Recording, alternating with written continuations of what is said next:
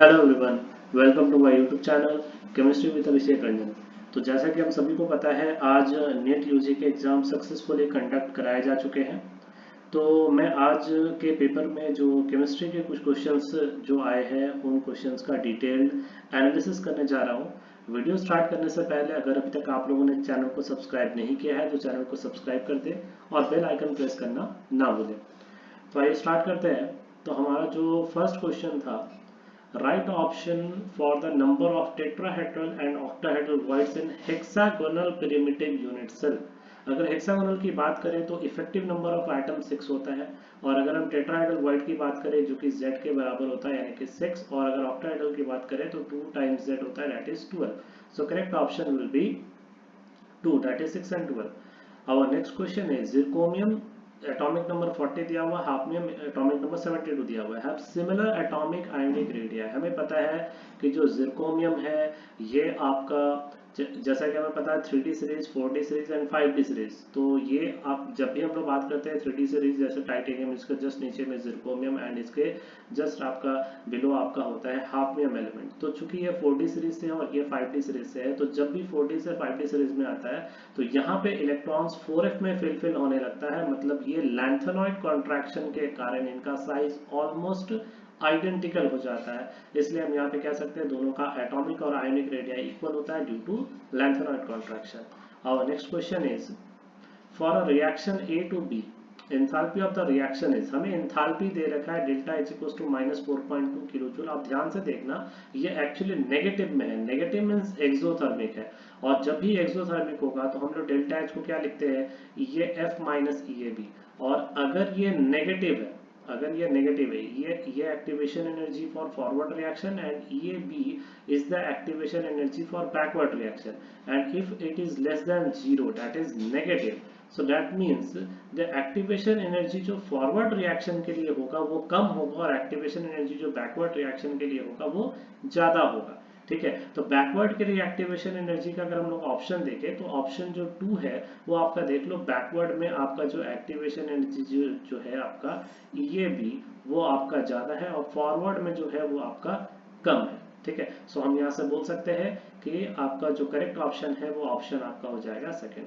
हमारा अगला क्वेश्चन है, tritium are radioactive isotope of hydrogen emits which of the following beta particles. अगर हम ट्राइटियम की बात करें तो ये बीटा नेगेटिव पार्टिकल्स का एमिशन करता है, so correct option will be beta. The RBC deficiency is the deficiency, standard question है, तो ये विटामिन B12 के कारण आरबीसी का डेफिशिएंसी होता है, so correct option will B 55 का 1 option. The molar conductance of the NaCl HCl, तो हमें मोलर कंडक्टेंस NaCl का दे रखा है जो कि दिया हुआ है, इसे हम ब्रेक कर सकते हैं Na प्लस और Cl माइनस, और इसकी वैल्यू दे रखी है आपका 126.45।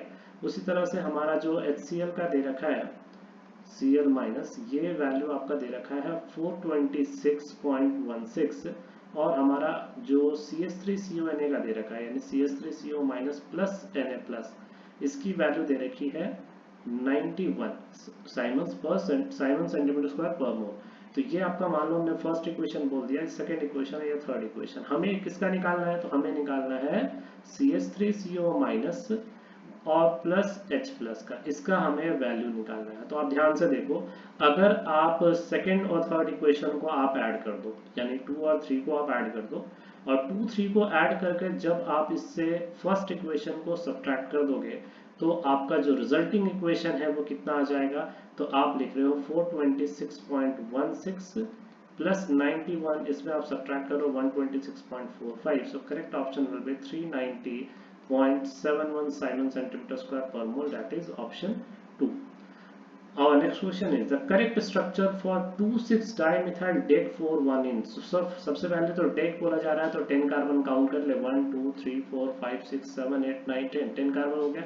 उसके बाद बोला जा रहा है 4-ene, 1 2 3 4, तो ये आपका 4 पोजीशन में मिल रहा है, और सेकंड में आपका मिथाइल है और आपका 3 4 5 6, तो आप देखो यही करेक्ट ऑप्शन आपका हो जाएगा। यहाँ पर आपका एग्जैक्टली ये सेट हो जा रहा है, 2 पे 6 पे 2 मिथाइल ग्रुप मिल रहा है, 4 पे इन मिल रहा है, so correct option will be option 1। Our next question is the maximum temperature that can be achieved in the blast furnace। अगर blast furnace की बात करें तो about 900 to 1200 डिग्री सेल्सियस तक ये अटेम्प्ट किया जा सकता है। तो अगर मैं यहाँ पर बात करूँ, अगर 273 अगर मैं अगर इसमें ऐड कर दूँ तो ये लगभग आपका 1273, और अगर मैं यहाँ पे बात करूँ तो 1473 केल्विन के आसपास ये उसके आसपास हो सकता है। तो अब आप यहाँ पे ध्यान से देखो बच्चे कि 1173, सॉरी माय मिस्टेक, 1173 टू 1473 के रेंज में ये हो सकता है। तो अगर यहाँ पे अगर आप देखोगे तो वैसा कोई सुटेबल ऑप्शन तो नहीं मिल रहा है, लेकिन फिर भी आप यहाँ पे ऑप्शन 1 को सुटेबल मान सकते हो, क्योंकि 14 से तो ज़्यादा यहाँ पे सारा ऑप्शन है, तो ये ऑप्शन कहीं ना कहीं सुटेबल है। Our next question is identify the compound that will react with Hinsberg reagent. Hinsberg reagent that means sulfuride chloride SO2Cl2। तो ये आपका हो जाएगा Hinsberg reagent। अब क्या बोला जा रहा है कि ये रिएक्ट करेगा, और जिससे भी रिएक्ट करेगा वो आपका एल्कली में डिसॉल्व होना चाहिए। तो हमें भी पता है कि अगर ये 1 डिग्री के साथ रिएक्ट करता है, अगर हिंसबर्ग रिएजेंट 1 डिग्री के साथ रिएक्ट करता है, तो जो हमारा प्रोडक्ट बनता है RNHS double bond and Cl, तो ये जो सॉरी यहाँ पे पीएच हो जाएगा। तो चूंकि यहाँ पे एसिडिक एच अवेलेबल है, इसके कारण ये एल्कली में डिसॉल्व हो सकता है। लेकिन अगर यही 2 डिग्री रहेगा तो H की जगह तो अल्काइल ग्रुप रहेगा, तो वो तो डिसॉल्व नहीं हो पाएगा। इसका मतलब 1 डिग्री अमाइन होना चाहिए। सो correct option will be option 3, क्योंकि ये आपका 1 डिग्री अमाइन है, ये तो आपका 2 डिग्री है, ये आपका 3 डिग्री है, ये तो नाइट्रो ग्रुप है, इसके लिए तो रिएक्शन ही नहीं होगा। हमारा अगला क्वेश्चन है the following were prepared by the dissolving 10 gram of glucose. अच्छा, ग्लूकोज वॉल्यूम देखो आप और अमाउंट देखो, ये दोनों को सेम कर दिया गया है। तो सॉल्यूशन जो P1 है उसमें लिया गया है C6H12O6 लिया गया है, और सॉल्यूशन P2 जो है वो आपका CH4N2O लिया गया, और सॉल्यूशन P3 जो है ये आपका लिया हो गया है C12H22O11। अगर मैं यहाँ पे बात कर लूँ तो ये आपका हो जाएगा 16, 28 और 16, दैट इज 32 एंड 8, 42, 60। तो ये आपका मोलर मास हो जाएगा 60। उसके बाद अगर मैं बात करूँ यहाँ पे ग्लूकोज की तो 180, और अगर मैं यहाँ पे बात करूँ इसके मोलर मास 342। अब देखो ध्यान से, पाई इक्वल्स टू हम लोग लिखते हैं I इंटू CRT। हालांकि इसमें I की वैल्यू तो सबके लिए सेम ही होगी, 1 हो जाएगी, तो I की वैल्यू तो 1। C को हम लिख सकते हैं number of moles of solute per unit volume of solution in litre. तो नंबर ऑफ मोल्स को क्या लिख सकते हैं, weight of solute by molar mass into volume of solution into RT। अब ध्यान से देखो, ये सारा टर्म जो है वो कांस्टेंट है सभी के लिए, P1, P2, P3 के लिए। अकेला जो पाई है वो m के इनवर्सली प्रोपोर्शनल आ गया। मतलब मोलर मास की वैल्यू अगर ज्यादा होगी तो पाई की वैल्यू डेफिनेटली वहां पे कम होगी। तो मोलर मास चूंकि P3 का सबसे ज्यादा है तो इसके लिए सबसे कम हो जाएगा ऑस्मोटिक प्रेशर। सो P3 के लिए सबसे कम हो जाएगा, और P2 के लिए सबसे ज्यादा हो जाएगा। तो P2 P1 3, right option will be option 1। Our next question is, यहाँ पे आप ध्यान से देखो, ये बेंजोल पेरोक्साइड यहाँ पे लिया गया है PHC डबल बॉन्ड O, और ये आपका कुछ इस तरीके से लिया हुआ। हमें पता है कि ये पेरोक्साइड है, और पेरोक्साइड में जब आप HBr लेते हो तो ये एंटी मार्कोनिकॉप्स रूल फॉलो करेगा, और इसलिए एंटी एडिशन हो जाएगा किसका, H प्लस और Br माइनस का। मार्कोनिकॉप्स के जस्ट अपोजिट में CH2 से Br जुड़ा रहेगा, तो यहाँ पे देखो Br जुड़ गया और इससे H। So right option will be option 1। Our next question is, aspirin and paracetamol belong to the class of the narcotics analysis। Actually ये नार्कोटिक्स नहीं, नॉन नार्कोटिक्स ड्रग्स है, इसलिए स्टेटमेंट 1 तो आपका इनकरेक्ट हो गया। Morphine and heroin are non narcotics, ये भी फॉल्स, क्योंकि ये नार्कोटिक्स कैटेगरी में बिलोंग करते हैं, इसलिए स्टेटमेंट और स्टेटमेंट 2 दोनों ही आपका हो जाएगा false. Our next question is the correct sequence of the bond enthalpy. Bond enthalpy किस पे डिपेंड करेगा, तो भाई जितना कम बॉन्ड लेंथ होगा, CX का जितना कम बॉन्ड लेंथ होगा उतना ज्यादा इसका बॉन्ड एंथैल्पी होगा। तो ऑब्वियसली फ्लोरीन का जो साइज है वो काफी छोटा होता है, फ्लोरीन का साइज काफी छोटा होता है, तो इसका बॉन्ड लेंथ भी काफी कम होगा, और आयोडीन का साइज काफी बड़ा होता है, बॉन्ड लेंथ काफी बड़ा हो जाएगा। तो फ्लोरीन के केस में आप कह सकते हो सबसे ज्यादा होना चाहिए bond enthalpy, then chlorine, then bromine, then iodine. So right option will be second. BF3 is a planar. अगर मैं BF3 की बात करूं तो BF3 का आपका स्ट्रक्चर होता है ये, इसकी हाइब्रिडाइजेशन sp2 होती है, और इसके सराउंडिंग अगर मैं बात करूं तो टोटल 6 इलेक्ट्रॉन्स होते हैं, और इसलिए इलेक्ट्रॉन डेफिशिएंट भी होता है। तो sp2 और 6 इलेक्ट्रॉन हो जाएगा, right option will be option 3। Our next question is, which among the following is the relation between the CP and CB? CP and CB 1 mole ideal gas है, तो क्या लिख सकते हैं, CP minus CB equals to R। Standard equation है option 2। among the following alkaline earth metal halides, one which the covalent and the soluble in organic solvent. Obviously यहाँ पे standard है beryllium chloride is the right answer, because यहाँ पे beryllium की size काफी छोटी है। अब बेरिलियम का साइज अगर बहुत छोटा होगा तो यहाँ पे काफी पोलराइजेशन होगा, पोलराइजेशन ज्यादा होगा तो डेफिनेटली वहां पे आपका कोवेलेंट कैरेक्टर जो हो जाएगा वो काफी ज्यादा होगा, इसलिए राइट ऑप्शन 4 हो जाएगा। हमारा अगला क्वेश्चन है an organic compound contain 78% carbon, means carbon है और रेस्ट हाइड्रोजन है, तो कार्बन का परसेंटेज दिया हुआ 78% और हाइड्रोजन का आपका रेस्ट हो जाएगा मतलब 22%। तो ये आपका एटॉमिक रेशियो आपका 12, तो 6 उसके बाद आपका हो जाएगा 5 और ये आपका हो जाएगा 22% है, सो ये आपका 22/1 दैट इज 22।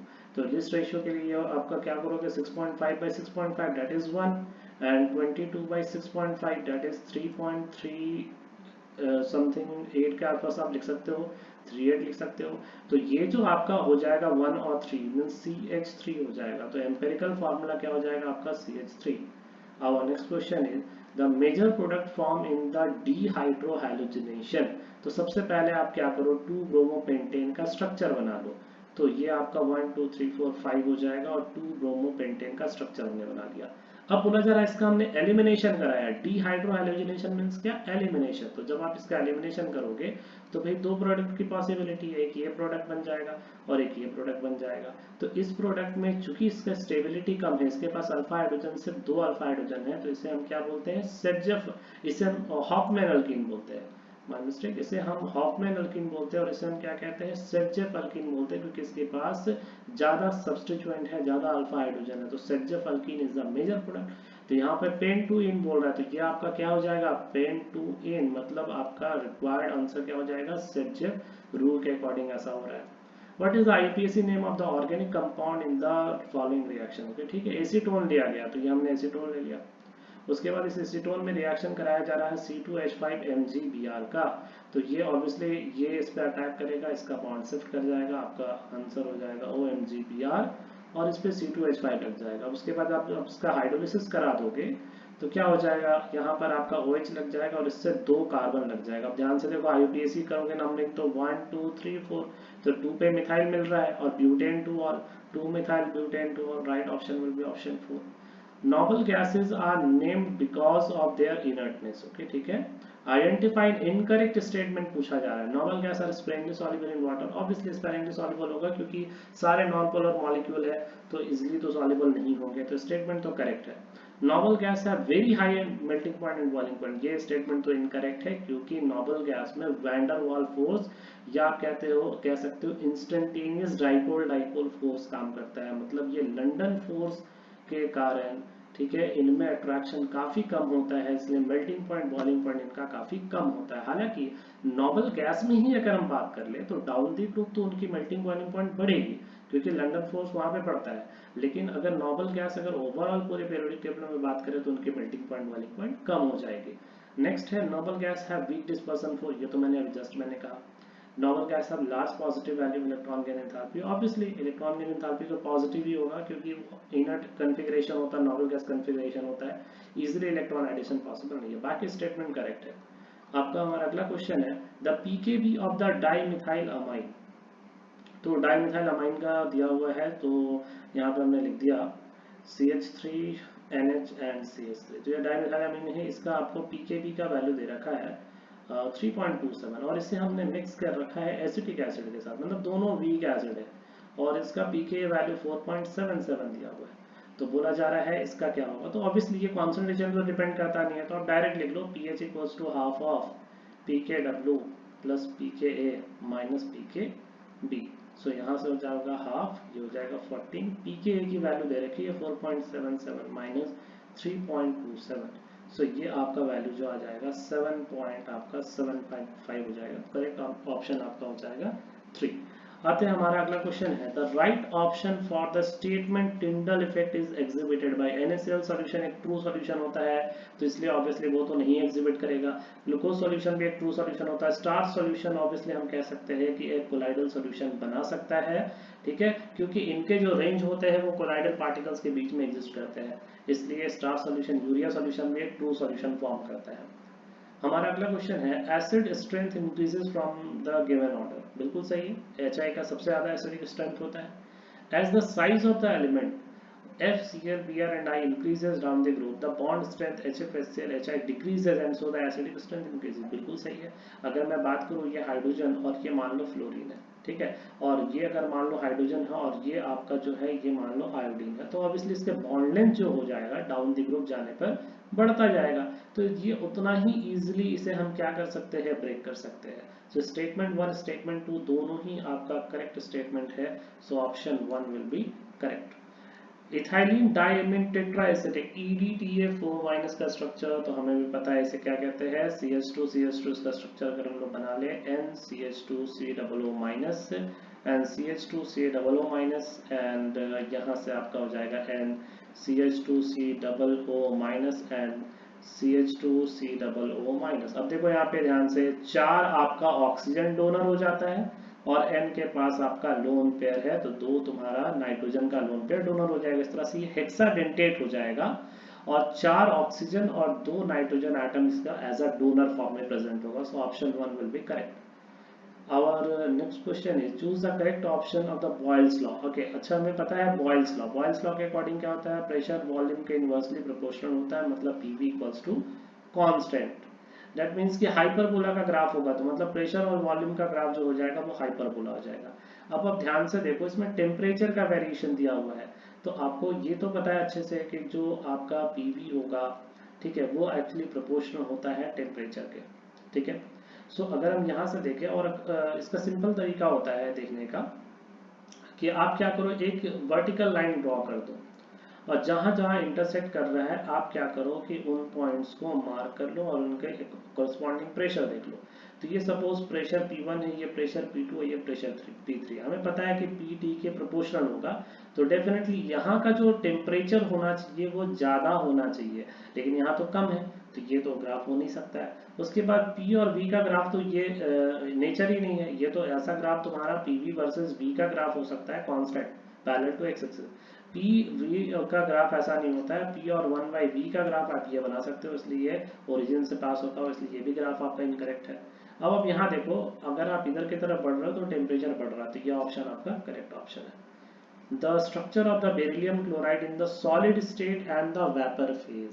ठीक है, अब ध्यान से देखो, अगर मैं बात करूँ बेरिलियम क्लोराइड की सॉलिड स्टेट में, तो ये सॉलिड स्टेट में किस फॉर्म में एग्जिस्ट करता है, चेन के फॉर्म में। और अगर मैं वेपर के फॉर्म में बात करूँ तो ये एग्जिस्ट करता है आपका डाइमर के फॉर्म में, मीन्स कुछ इस तरीके से आपका एग्जिस्टेंस इसका होता है, क्लोरीन और ये आपका क्लोरीन और ये आपका क्लोरीन। तो बेसिकली क्या होगा कि आप यहाँ पे इसको इस तरीके से बना सकते हो,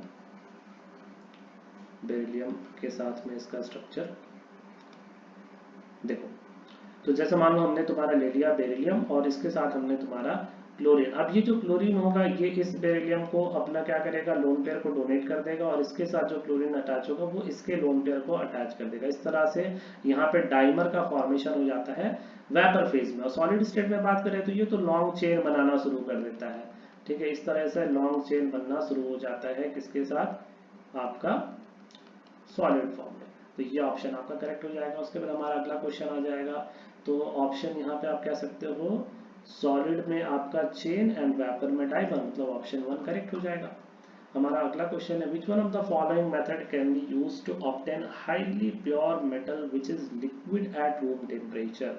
ठीक है, अब आप यहाँ पे देखो ध्यान से, बोला जा रहा है कि can be used to obtain highly pure metal. Highly pure metal जो कि लिक्विड है रूम टेम्परेचर पे। ये मेटलर्जी का स्टैंडर्ड क्वेश्चन है, तो इसमें हम जनरली उन मेटल्स को प्योरीफाई करते हैं जो मेटल लो कह सकते हैं तुम्हारा कि जैसे रूम टेम्परेचर पे आते हैं तो हमारे लिक्विड फॉर्म में बदल जाते हैं। तो जोन रिफाइनिंग इसका एक बेस्ट मेथड होता है, सो इसलिए हम कह सकते हैं कि 77 में आप 4 भी बोल सकते हो। हालांकि जितने भी मेटल्स जो लो टेम्परेचर पे होते हैं हम लोग डिस्टिलेशन से भी उनका प्योरिफिकेशन कर सकते हैं। सो अगर मान लो कि अगर मैंने बात की इसमें करेक्ट ऑप्शन की, तो आप डिस्टिलेशन जो ऑप्शन है ये सेलेक्ट कर सकते हो, क्योंकि जो अल्ट्रा प्योर फाइन जो होते हैं तुम्हारा उनको हम जोन रिफाइनिंग से करते हैं, ठीक है। सो इसलिए हम कह सकते हैं पे डिस्टिलेशन आपका ऑप्शन हो जाएगा। हमारा अगला क्वेश्चन है the compound which shows metamerism. Metamerism means क्या? डाइवैलेंट कंपाउंड के करस्पॉन्डिंग हम लोग चेक करते हैं कि कितने नंबर ऑफ कार्बन डिफरेंट होते हैं। तो अगर मान लो हमने यहाँ पे एक कार्बन रखा और अगर मान लो यहाँ पे मिनिमम हमें कितना कार्बन चाहिए, C3H8, मिनिमम हमें तुम्हारा 3 कार्बन यहाँ पे चाहिए। मतलब तभी आप यहाँ पे अल्काइल ग्रुप को बदल सकते हो, तब C2H5 और OC2H5 का कॉम्बिनेशन बना सकते हैं। मतलब मिनिमम 4 कार्बन तो चाहिए। तो इसलिए यहाँ पे आप 4 कार्बन C4H10O को सेलेक्ट कर सकते हो, क्योंकि यहाँ पे आप इसको अलग अलग तुम्हारा मेटामर्स बना सकते हो। हमारा अगला है the correct option for the number of body centre unit cell. अब जैसे हमें पता है कि क्यूबिक, टेट्रागोनल, उसके बाद ऑर्थोरोम्बिक, 7 टाइप ऑफ जो क्रिस्टल सिस्टम होते हैं। उसके बाद आपका hexagonal, rhombohedral, monoclinic and triclinic. अगर मैं बात करूं क्यूबिक में, तो इसमें टोटल 3 पॉसिबल क्रिस्टल लैटिस होते हैं, ठीक है, जिसमें कि एक आपका सिंपल क्यूबिक होता है, एक आपका बॉडी होता है, एक आपका एफसीसी होता है। टेट्रागोनल में 2 होते हैं, एक सिंपल और एक बॉडी होते हैं, ठीक है, इसमें 2 होते हैं। ऑर्थोरोम्बिक में टोटल 4 होते हैं, simple, body, face centre and and centre. उसी तरह से अगर मैं हेक्सागोनल की बात करूं तो 3, 2, 4 इसमें आपका हो जाएगा सिंपल। उसके बाद आपका अगर मैं बात करूं 3, 2, 4, उसके बाद ये आपका रोम्बोहेड्रल की बात कर लो तो इसमें आपका एक स्ट्रक्चर एग्जिस्ट करेगा। उसी तरह से अगर मैं यहाँ पे बात करूँ तो यहाँ पे आपका 2 स्ट्रक्चर एग्जिस्ट करेगा, फिर उसके बाद यहाँ पे आपका एक एग्जिस्ट करेगा। तो 3, 2, 4, 2, 1, 1 यहाँ पे आपका कॉम्बिनेशन बनेगा। मतलब टोटल अगर मैं सारे अगर बात कर लूँ टोटल 14 ब्रेविस लैटिसेस में, तो उसमें जितने पॉसिबल बॉडी सेंटर वाले स्ट्रक्चर है उसमें क्यूबिक एग्जिस्ट करेगा, टेट्रागोनल और एक ऑर्थोरोम्बिक में मिलेगा। मतलब करेक्ट आंसर आपका हो जाएगा 3। हमारा अगला क्वेश्चन है which one of the following polymer is prepared by the addition. यहाँ पे आप ध्यान दो, एडिशन पॉलीमराइजेशन। तो टेफ्लॉन जो है ये आपका एडिशन से बन सकता है, CF2 डबल बॉन्ड CF2। अगर इसका N यूनिट लेंगे तो ये डायरेक्टली आपका ऐड होता चला जाएगा। तो ये आपका एडिशन है। बाकी ये जितने भी पॉलीमर है ये सारे पॉलीमर आपका कुछ जैसे कंडेंसेशन पॉलीमराइजेशन से जाते हैं, जैसे वाटर रिलीज कर सकते हैं, अमोनिया गैस रिलीज कर सकते हैं, HCl रिलीज कर सकते हैं। सो correct option will B 1। Our next question is a particular station of All India Radio broadcast of frequency। यहाँ पे frequency की वैल्यू दे रखी है 1368 किलोहर्ट्ज। अब आप ध्यान से देखो, वेवलेंथ हमें निकालना, चूंकि इलेक्ट्रोमैग्नेटिक रेडिएशन है तो इसकी स्पीड कितनी हो जाएगी 3 × 10⁸। तो आप क्या लिखते हो, C equals to nu lambda, so lambda will be C by nu and C 3 × 10⁸ by 1368 × 10⁻³ hertz. आप इसको सॉल्व करोगे 219.2 मीटर आपका राइट आंसर आ जाएगा। तो करेक्ट ऑप्शन विल बी 2। हमारा अगला क्वेश्चन है which one of the following reaction is the metal displacement. आप ध्यान दो, मेटल का डिस्प्लेसमेंट हो रहा है बेसिकली। तो ये तो डिकम्पोजिशन का एग्जांपल है। यहाँ पे आप देखो एल्यूमिनियम जो है, बेसिकली एल्यूमिनियम का डिस्प्लेसमेंट बाय क्रोमियम हो रहा है। सो ये ऑप्शन आपका करेक्ट होगा। यहाँ तो नॉर्मल आपका कह सकते हो कि सॉल्ट का फॉर्मेशन का रिएक्शन है, इसमें भी डिकम्पोजिशन का रिएक्शन है। हमारा अगला है actinoid contraction is greater for element to element than lanthanoid contraction. बिल्कुल सही है, क्योंकि एक्टिनोइड कॉन्ट्रैक्शन यहाँ पे इनकरेक्ट स्टेटमेंट हमें पूछ रहा है। तो एक्टिनोइड 5F के कारण होता है, लैंथेनोइड 4F के कारण होता है। तो 5F का सिल्डिंग इफेक्ट और पुअर होता है, इसलिए ये ऑप्शन करेक्ट है। Most of the trivalent lanthanoid ions are colourless. Colourless नहीं, ये एक्चुअली तुम्हारा कलर्ड कंपाउंड यहाँ पे आप कह सकते हो बेसिकली। तो इसलिए इस ऑप्शन को तो आप डिस्कार्ड कर सकते हो, कलरलेस नहीं होते हैं, कलर होते हैं सॉलिड में भी और कुछ कुछ एक्वस फॉर्म में भी होते हैं। सो ये ऑप्शन आपका करेक्ट होना चाहिए, मतलब इनकरेक्ट। इन चारों ऑप्शन में जो इनकरेक्ट है वो ये है। तो इस क्वेश्चन के अकॉर्डिंग करेक्ट ऑप्शन 2 हो जाएगा। Lanthanoid are good conductor of heat, ये तो सही है। लैंथेनोइड सॉफ्ट मेटल्स भी होते हैं तो वो इलेक्ट्रिसिटी कंडक्ट कर सकते हैं। Actinoid are highly reactive elements, obviously lanthanoid से भी ज्यादा रिएक्टिव होते हैं एक्टिनोइड। हमारा अगला है dihedral angle of the least stable conformer of the ethane. अगर मैं इथेन की बात करूं कॉन्फॉर्मर की, तो बेसिकली ये आपका कॉन्फॉर्मर का इसका स्ट्रक्चर होता है। तो डायहेड्रल एंगल हम किसे कहते हैं, डायहेड्रल एंगल बेसिकली हम कहते हैं ये जो आपका H से बैक कार्बन का जो दिख रहा है आपका, वो कार्बन का जो प्लेन है, और ये जो आपका फ्रंट कार्बन से इन दोनों के बीच का जो एंगल है, इस एंगल को हम लोग बोल रहे हैं। तो ऑब्वियसली ये 0 डिग्री भी होगा तो सबसे ज्यादा वहां पे रिपल्शन होगा। आप स्टेरिक रिपल्शन भी ले सकते हो, वहां पे टॉर्सनल स्ट्रेन भी ले सकते हो।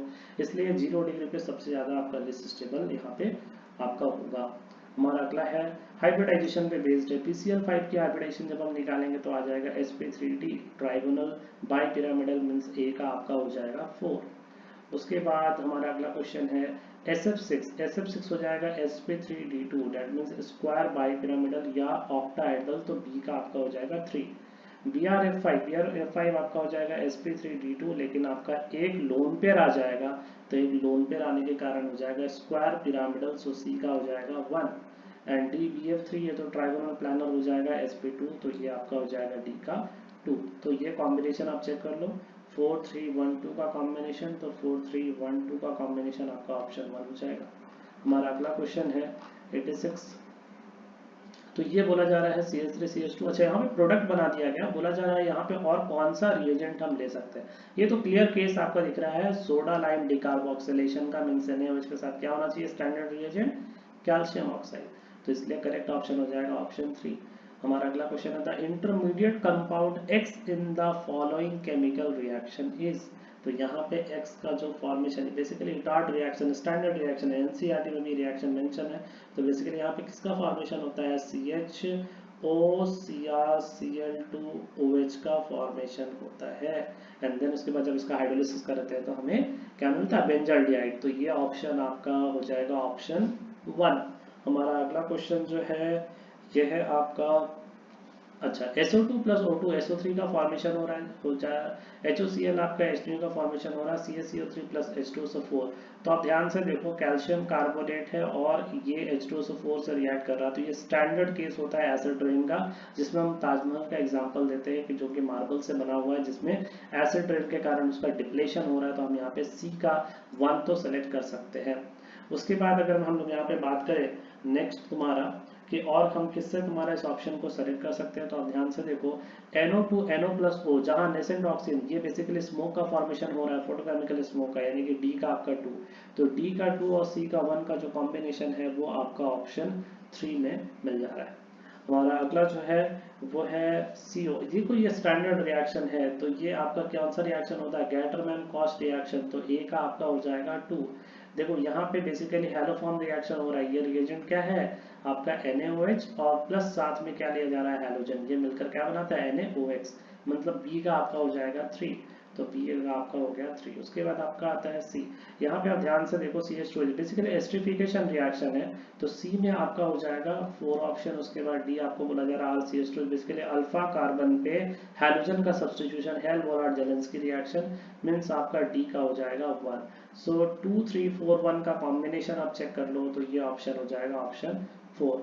Our next question is efficiency, अच्छा इसमें आपको बोला जा रहा है इसके मैग्नेटिक मोमेंट के बारे में, तो सबसे पहले देख लो यहाँ पे Fe का जो ऑक्सीडेशन स्टेट है वो आपका हो जाएगा Fe+3। आप देखो Cn एक स्ट्रॉन्ग फील्ड लिगेंड है, तो अगर ये स्ट्रॉन्ग फील्ड लिगेंड है तो इलेक्ट्रॉन्स को पेयरिंग करवाएगा, तो इसका कन्फिग्रेशन हम लोग क्या लिखते हैं, इसका कन्फिग्रेशन हम लोग लिख लेंगे आपका 3d6 हो जाएगा, तो 3d आपका हो जाएगा 5। तो इसमें जब आप इन इलेक्ट्रॉन्स को पेयरिंग करा दोगे 1 2 3 और ये आपका 4 एंड 5, लेकिन Cn के कारण जब इनका पेयरिंग हो जाता है तो आप क्या बोलोगे टोटल अनपेयर्ड इलेक्ट्रॉन 1 2 3 एंड आपका 4 एंड 5, तो एक आपका अनपेयर्ड इलेक्ट्रॉन बच जाएगा, तो एक अनपेयर्ड इलेक्ट्रॉन का मैग्नेटिक मोमेंट कितना हो जाएगा, तो 1 into 1 plus 2 that is √3 that is 1.73, means आपका A का जो ऑप्शन हो जाएगा 4 हो जाएगा। देखो आप ध्यान से दो ऑप्शन में मिल रहा है हमें, अब देखो कहाँ पे ऑप्शन डिफरेंट है, B का ही चेक कर लो।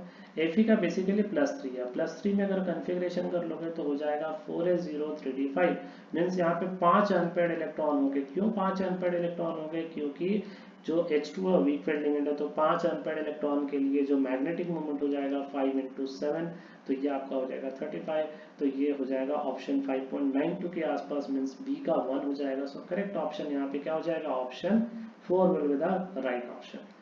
और नेक्स्ट क्वेश्चन इज यहाँ पे NaNO2 डाइजोटाइजेशन कराया गया N2 प्लस Cl माइनस बन गया, बोला जा रहा है यहाँ पे किसका रिएक्शन R क्या होगा कि ये बन जाएगा स्टैंडर्ड रिएक्शन, या तो इसमें आप H3PO2 लेते हैं जिसमें बेंजीन बनाने में काम आता है, नहीं तो आप अल्कोहल ले लेते हैं, क्योंकि जब आप CH3CH2OH आप ले लेते हो तो ये तो बनता है, इसके साथ साथ ये बन जाता है CH3CHO, मतलब एसिटाल्डिहाइड का फॉर्मेशन होता है, सो इसलिए 91 का करेक्ट ऑप्शन हो जाएगा ऑप्शन 2। हमारा अगला क्वेश्चन है the product form in the following chemical reaction is this. NaBH4 है, ध्यान से देखो।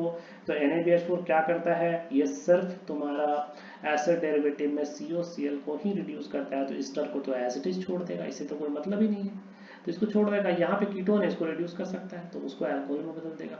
तो देख लो यहाँ पे रिड्यूस कर दिया गया है, यहाँ पे रिड्यूस कर दिया गया है, तो यहाँ पे भी रिड्यूस कर दिया गया, तो ऑप्शन 4 आपका हो जाएगा राइट ऑप्शन। हमारा अगला क्वेश्चन है which one is not isoelectronic pair। isoelectronic means same number of electrons होने चाहिए। तो आप देख लो यहाँ पे दोनों के पास 10 इलेक्ट्रॉन्स है, यहाँ पे दोनों के पास 10 इलेक्ट्रॉन्स है। यहाँ पे अगर आप देखो दोनों के पास तो आपका 23 इलेक्ट्रॉन्स है, लेकिन यहाँ पे इलेक्ट्रॉन्स डिफरेंट है, तो इसलिए बोल सकते हैं ऑप्शन 4 आपका करेक्ट होगा।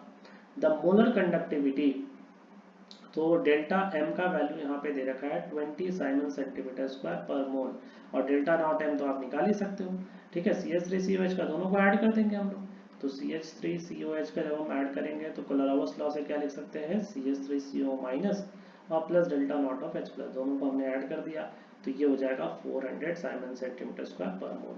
तो अल्फा का वैल्यू हम क्या लिखते हैं, delta m by delta naught m, so ये हो जाएगा आपका 20/400 दैट इज 0.05, तो अल्फा का वैल्यू आ गया।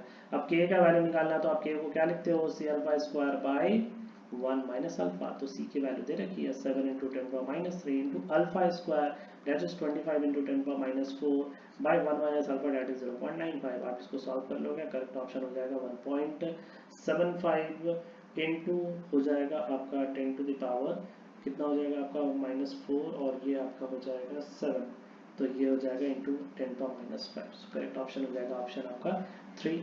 उसके बाद हमारा अगला क्वेश्चन है choose the correct option for the total pressure, ठीक है। टोटल प्रेशर यहाँ पे 4 ग्राम O2 का है, तो आप मोल्स पहले O2 का निकाल लो, क्या हो जाएगा 4/32 दैट इज 1/8। उसके बाद 2 ग्राम H2 है, तो 2 ग्राम H2 का मोल्स निकाल लो, क्या हो जाएगा 2/2 दैट इज 1 मोल। तो टोटल मोल्स कितने हो गए, टोटल मोल्स दोनों को हमने ऐड कर दिया 1/8 प्लस 1, तो जो वेसल है, जो आपका वेसल दिया गया 1 लीटर का, उसका जो टोटल आपका हो जाएगा मोल्स हो जाएगा 9/8, इतना मोल्स हो गया। इसका वॉल्यूम दे रखा है 1 लीटर, और इसका टेम्परेचर दे रखा है 273 केल्विन। आपको बोला जा रहा है टोटल प्रेशर सिस्टम का क्या होगा। तो आइडियल बिहेवियर अगर अज्यूम कर ले तो P इक्वल्स हम क्या लिख सकते हैं, nRT/V। So number of moles 9/8 into 0.0821 into temperature is 273 by volume is 1 liter. So यहाँ से आप इसको सॉल्व कर लोगे, आपका आंसर आ जाएगा 25.18 atm. So right answer will be 3। हमारा अगला क्वेश्चन है the correct option for the value of vapour pressure, ठीक है। बेंजीन को लिया जा रहा है और बेंजीन के साथ साथ आपको ऑक्टेन को लिया जा रहा है, दोनों का मोल रेशियो दे रखा है 3:2, तो आप इसका मोल फ्रैक्शन लिख सकते हो। एक्स भी कितना हो जाएगा आपका, तो आपने लिख दिया 3/5, और XO ऑक्टेन का मोल फ्रैक्शन क्या हो जाएगा 2/5। अब आप क्या करोगे, दोनों का वेपर प्रेशर भी दे रखा है, बेंजीन का वेपर प्रेशर जो है प्योर आपका 280 दे रखा है, और आपका इसमें आपका प्योर दिया हुआ है 420। तो आप क्या लिखते हो, टोटल प्रेशर हॉल्स लॉ से P नॉट है एक से, तो 280 इंटू 3/5 और प्लस आपका हो जाएगा 420 इंटू 2/5। आप इसको सॉल्व कर लोगे, आपका करेक्ट ऑप्शन हो जाएगा 336 mm of Hg। So right option will be option 3। हमारा अगला क्वेश्चन है इरिवर्सिबल एक्सपेंशन है। सबसे पहले तो आप देखो इरिवर्सिबल प्रोसेस है, तो हमें पता है कि नेचर में हो रहा सारा प्रोसेस एक तरह से इरिवर्सिबल है, उनके लिए एंट्रोपी लगातार बढ़ रहा है, दैट मीन्स कभी ये जीरो नहीं हो सकता, ये हम कह सकते हैं not equals to zero, that is greater than zero. तो इरिवर्सिबल के लिए डेल्टा एस टोटल तो हो जाएगा नॉट इक्वल्स टू जीरो। अब चूंकि आइसोथर्मल है, तो आइसोथर्मल के लिए हम लोग डेल्टा यू को क्या लिख सकते हैं, NCV/dt। अब आइसोथर्मल है तो ये तो जीरो हो गया, तो डेल्टा यू की वैल्यू क्या होगी, जीरो। सो करेक्ट ऑप्शन क्या हो जाएगा, delta U zero, del S total not equals to zero, option 3। उसके बाद हमारा अगला है which of the following molecule is non polar. तो आप सबका क्या करो, देख लो नेट डाइपोल मोमेंट किसमें कैंसिल हो जा रहा है, तो ये आपका हो गया POCl3 का structure. Obviously net dipole moment तो इसमें कैंसिल नहीं हो रहा है, तो ये आपका मॉलिक्यूल क्या होगा, पोलर। CH2O, तो CH2O है, तो ये तो आपका स्ट्रक्चर आप डायरेक्टली बना सकते हो। तो बेसिकली आप यहाँ पे CH2O में क्या लिख सकते हो, तो देखो बच्चे CH2O में यहाँ पे C डबल बॉन्ड हो H और H, तो ऑब्वियसली यहाँ पर भी नेट डाइपोल मोमेंट आपका कैंसिल नहीं हो रहा है, इसलिए यहाँ पर भी आप कह सकते हो मॉलिक्यूल क्या है, पोलर। SbCl5 इसका अगर स्ट्रक्चर बना लोगे तो कुछ इस तरीके से आपका स्ट्रक्चर बन जाएगा। आप देख लो, इसका इसने इफेक्ट कैंसिल कर दिया, इनका जो रिजल्टिंग होगा वो ये कैंसिल कर देगा, मतलब नेट डाइपोल मोमेंट जीरो हो गया, मतलब ये क्या हो गया आपका नॉन पोलर मॉलिक्यूल हो गया। सो ये हो गया NO2 का स्ट्रक्चर, तो आपको पता ही है, बेटर स्ट्रक्चर आप बना सकते हो। सो 3 आपका हो जाएगा राइट आंसर। उसके बाद हमारा अगला क्वेश्चन है, the following arrangements of the given sequence is not strictly according to the properties HFSClHI, बोला जा रहा है इंक्रीजिंग एसिडिक स्ट्रेंथ, ये तो सही है। फिर उसके बाद बोला जा रहा है इंक्रीजिंग पीके, हमें पता है कि जो पीके वैल्यू होता है वो एसिडिक कैरेक्टर के इनवर्सली प्रोपोर्शनल होता है। अब आप पहला ऑप्शन में देख लो, down the group acidic character बढ़ रहा है, तो इसमें भी तो डाउन द ग्रुप बढ़ना चाहिए, तो जब बढ़ेगा एसिडिक कैरेक्टर तो पीके वैल्यू घटना चाहिए। सो ऑप्शन यहाँ पे 2 आपका क्या हो जाएगा, यहाँ पे आपका ऑप्शन 2 हो जाएगा करेक्ट यहाँ पे, ठीक है, क्योंकि ये तुम्हारा जो प्रॉपर्टीज है ये इसके अकॉर्डिंग नहीं है, बल्कि डिक्रीजिंग पीके वैल्यू होना चाहिए। यहाँ पे इंक्रीजिंग एसिडिक कैरेक्टर है, डाउन द ग्रुप ऑब्वियसली ये बढ़ता है, तो आप कह सकते हो बिल्कुल। उसके बाद ये इंक्रीजिंग ऑक्सीडाइजिंग पावर, तो ऑब्वियसली ये +4 है, तो ये इजिली Pb+2 में जा सकता है इनर्ट पेयर इफेक्ट के कारण, तो ये हाईली ऑक्सीडाइजिंग पावर का होगा, तो हम ऑप्शन 4 भी सही मानेंगे यहाँ पे। तो इसलिए आप जो 2 है वो इसके अकॉर्डिंग प्रॉपर्टीज को इंडिकेट नहीं कर रहा है। हमारा अगला क्वेश्चन है लॉन के वर्सेस 1/t, अगर मैं इसका अगर ग्राफ बना दूं तो आपको ही पता है आर्गेनियस इक्वेशन k = a⁻−a/rt, तो इसका इक्वेशन हम लोग क्या लिख सकते हैं, अगर मैं दोनों तरफ लॉन ले लूँ तो -EA/r × 1/t। तो जब आप लॉन k वर्सेस 1/t का ग्राफ बनाते हो तो कुछ इस तरीके से मिलेगा आपको, लॉन a का इंटरसेप्ट मिलेगा और यहाँ पे आपको स्लोप का वैल्यू -EA/r मिलेगा।